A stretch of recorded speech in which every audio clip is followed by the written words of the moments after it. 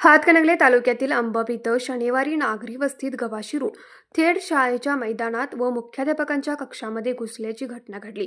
यामुळे विद्यार्थी व शिक्षकांच्यात घबराट निर्माण झाली। यावेळी शिक्षक व विद्यार्थी किरकोळ जखमी झाले असून सुदैवाने कोणतीही जीवितहानी झाली नाही। शनिवारी सकाळी तळसंदेच्या बाजूने जंगम गली येथून गवा गावात शिरला। तो तळेच्या दिशेने आल्याने नागरिकांच्या निदर्शनास आले। याची माहिती ग्रामपंचायत पदाधिकाऱ्यांना मिळताच सरपंच दीप्ती माने यांनी ग्राम सुरक्षा यंत्रणेवरून संदेश दिला। यावेळी गवा जवळच असणाऱ्या जिल्हा परिषदेच्या प्राथमिक शाळेत मैदानात शिरला। गवा बाजारकट्ट्याहून जिल्हा परिषदेच्या शाळेच्या गेटमधून शाळेच्या मागील बाजूस आला।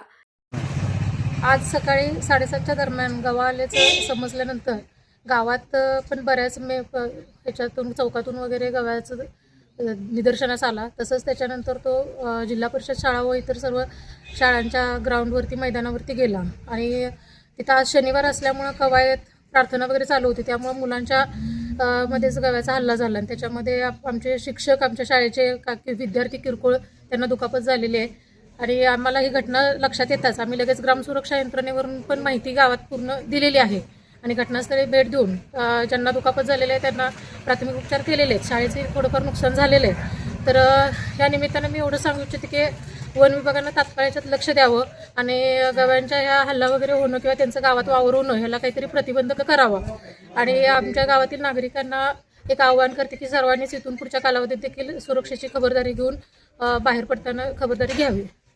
या घटनेनंतर सरपंच दीप्ती माने, संस्थेचे कार्याध्यक्ष विकास माने, अध्यक्ष विजयसिंह माने यांनी शाळेत जाऊन विद्यार्थ्यांना व पालकांना धीर दिला। त्यांनी वन विभागाशी संपर्क साधण्याचा प्रयत्न केला असता वन विभागाशी संपर्क होऊ शकला नाही। वन विभागाच्या अधिकाऱ्यांनी फोन उचलला नसल्याने व दिवसभर शाळेकडे फिरकले नसल्याने नागरिक व पालकांच्यातून संताप व्यक्त होतोय। न्यूज मराठी 24 कोल्हापूर।